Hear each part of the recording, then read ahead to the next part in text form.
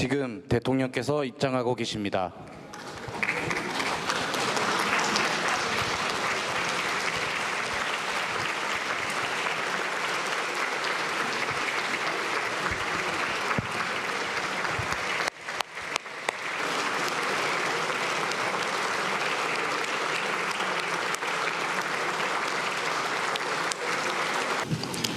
존경하는 국민 여러분, 그리고 의원실 국회의원님과 의장님과 그리고 여러 국회의원 여러분, 저는 지난 6월 4일 이곳 국회에서 대통령 취임 선서를 통해 국민이 주인인 나라, 다시 힘차게 성장 발전하는 나라, 모두 함께 잘 사는 문화가 꽃피는 나라, 그리고 안전하고 평화로운 나라를 만들겠다고 약속드렸습니다. 무너진 경제를 회복하고 민생 경제를 살리는 일은 지금 우리가 해결해야 할 가장 시급한 과제입니다. 요즘처럼 저성장이 지속되면 기회의 문이 좁아지고 경쟁과 갈등이 격화되는 악순환에 빠지게 됩니다. 새로운 성장 동력을 만들고 성장의 기회와 결과를 함께 나누는 공정성장의 문을 열어야 양극화와 불평등을 완화하고 모두가 함께 잘 사는 세상으로 나아갈 수 있습니다. 자본시장도 정상화해야 합니다. 자본시장의 투명성과 공정성을 회복하면 경제도 살고 기업도 제대로 성장 발전하는 선순환으로 우리 국민 모두가 바라는 코스피 5000 시대를 열어제칠 수 있습니다. 인공지능, 반도체 등 첨단 기술 산업에 대대적으로 투자하고 재생에너지 중심의 에너지 전환을 조속하게 완료하여 기후위기와 R200에 대응해야 합니다. 바이오 산업과 제조업 혁신, 문화산업 육성에도 힘을 기울여서 세계를 선도하는 대한민국을 만들어야 합니다. 외교에는 색깔이 없습니다. 진보냐 보수냐가 아니라 국익이냐 아니냐가 유일한 선택 기준이 되어야 합니다.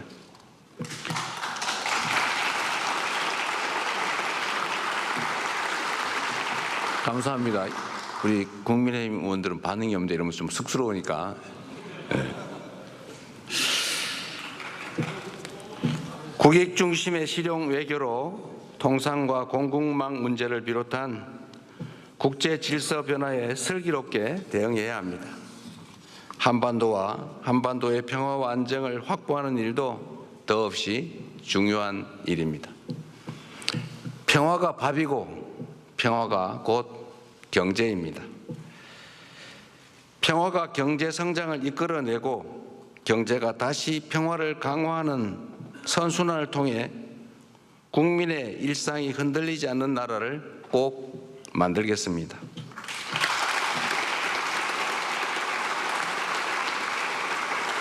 이 자리를 빌려 국민 여러분께 간곡하게 협조 요청을 드립니다.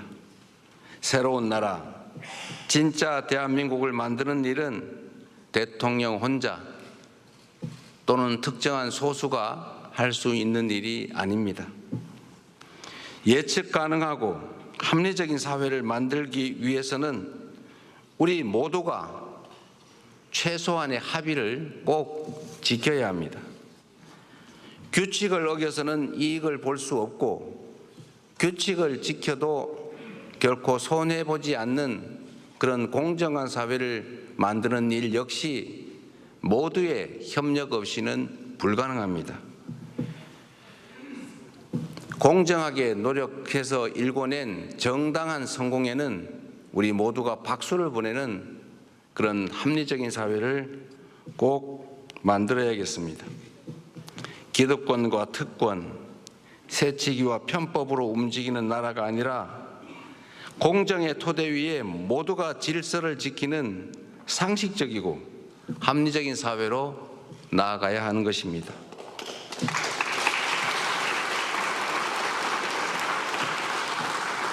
새로운 사회로 변화하는 과정은 고통을 수반하지만 건물을 걷어내야 씨를 뿌릴 수 있습니다.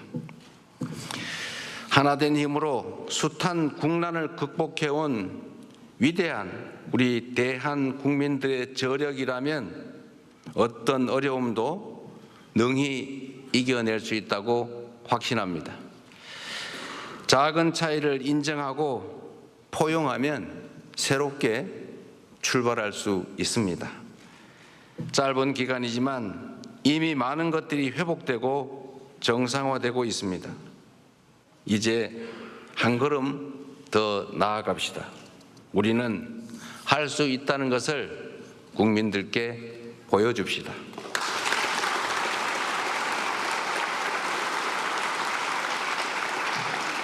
존경하는 국민 여러분, 그리고 더불어민주당, 국민의힘, 조국혁신당을 포함한 국회의원 여러분, 오늘 저는 정부가 추가 경정 예산안을 편성한 이유와 주요 내용을 직접 설명드리고 국회 협조를 구하고자 이 자리에 왔습니다.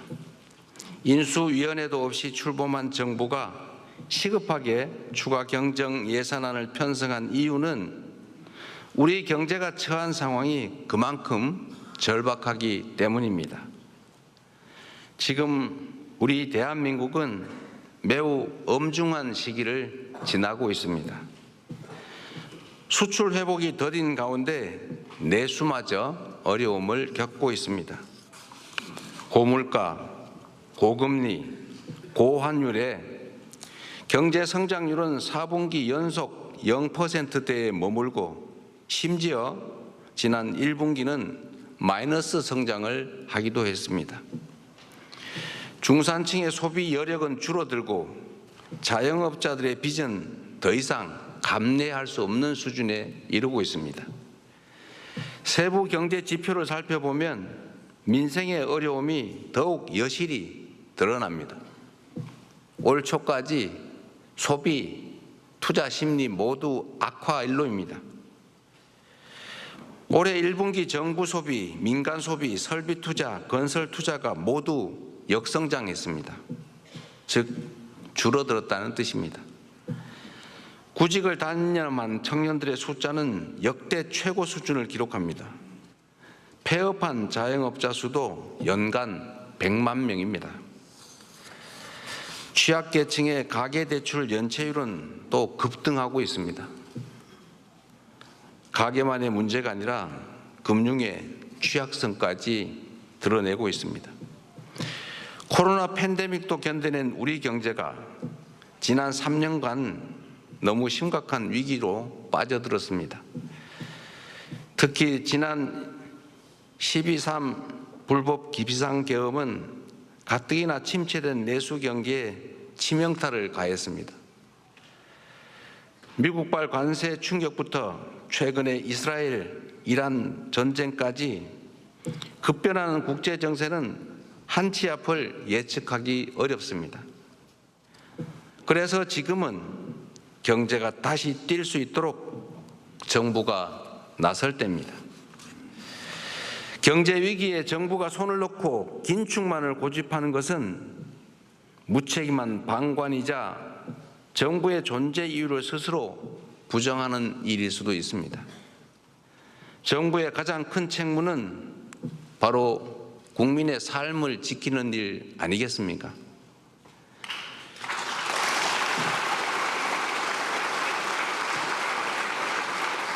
국민의 삶을 지키는 정부, 그리고 위기 앞에 실용으로 답하는 정부라야 합니다.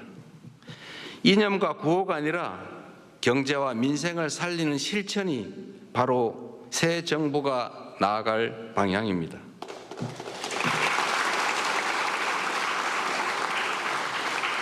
국민 여러분, 그리고 국회의원 여러분, 경제는 타이밍이라고 합니다.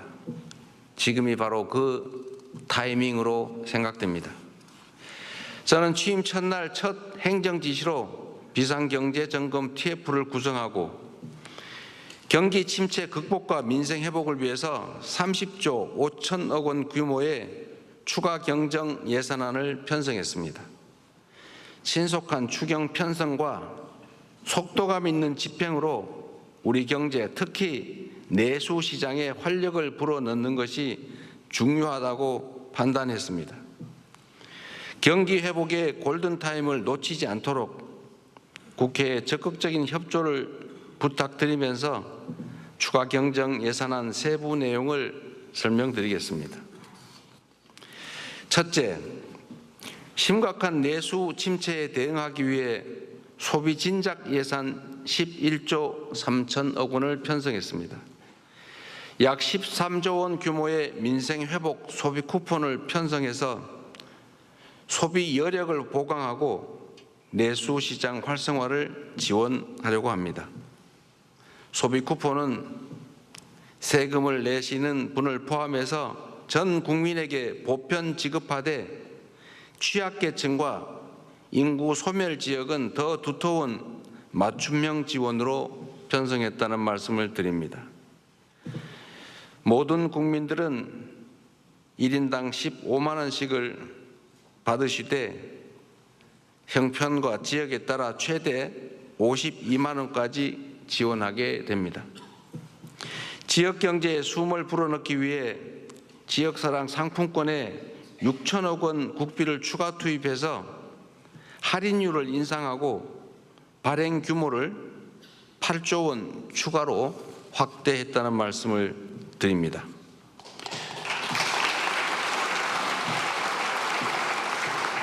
소비 쿠폰과 지역사랑 상품권은 지방을 더 지원한다는 새 정부의 철학에 따라 지방에 더 많은 국비를 편성했다는 말씀을 드립니다.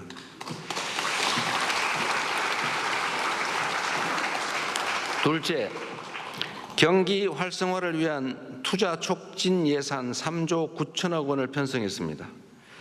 철도, 도로, 항만 등 집행 가능한 SOC에 조기 투자하고 침체된 부동산 PF 시장에 총 5조 4천억 원의 유동성을 공급하는 등 건설 경기를 살리기 위한 예산을 담았습니다. AI와 신재생 에너지 관련 투자를 확대하고 벤처 중소기업 모태펀드 출자 등 1조 3천억 원의 자금 지원으로 대한민국 성장 동력을 되살리고자 했다는 말씀을 드립니다.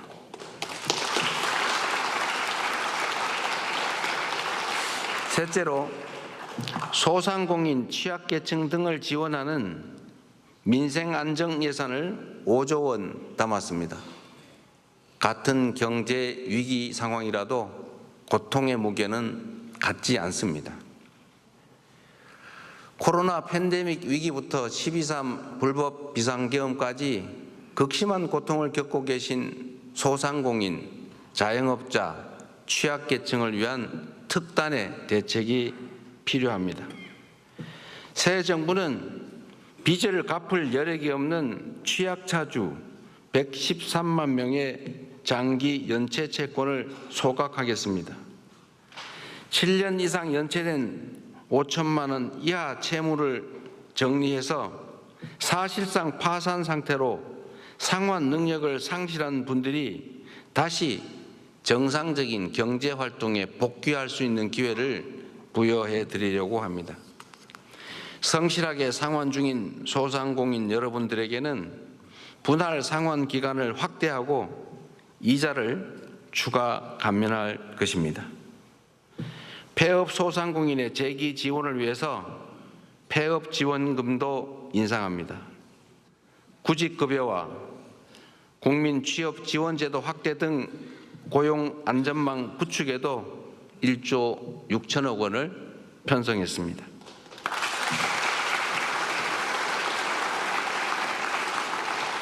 넷째, 10조 3천억 원 규모의 세입 경정을 추진해서 재정 정상화의 시작을 알리겠습니다.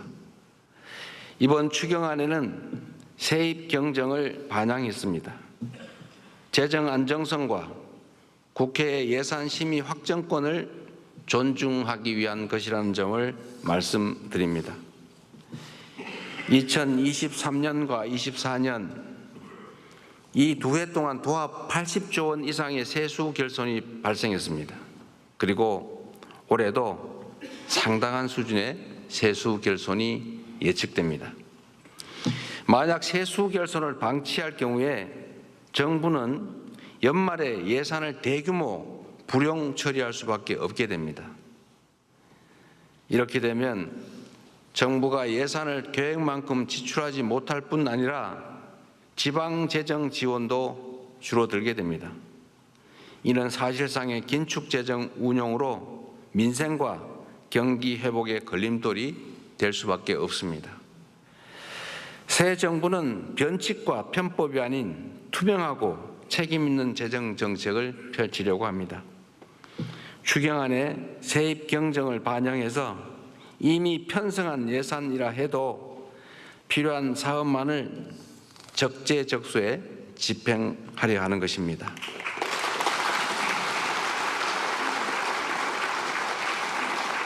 존경하는 국민 여러분, 우원식 국회의장님, 그리고 국회의원 여러분, 경제와 민생을 살리는데 여야가 따로 있을 수 없습니다.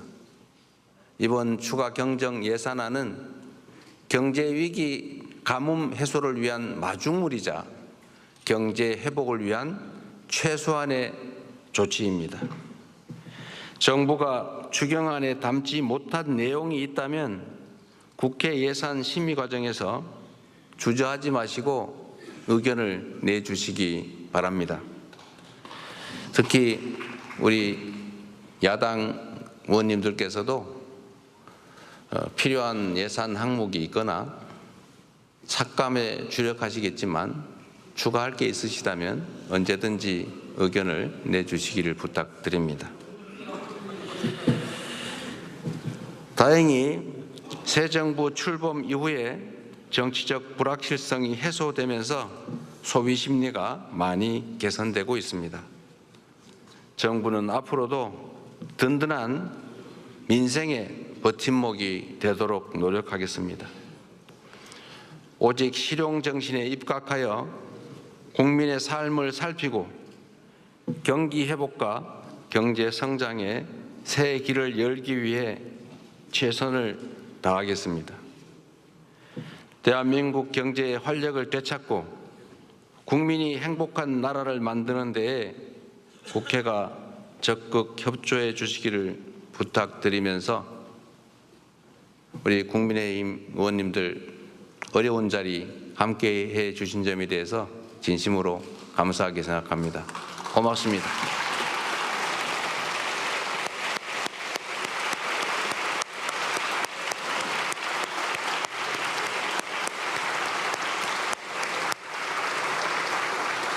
저하고 악수합니다.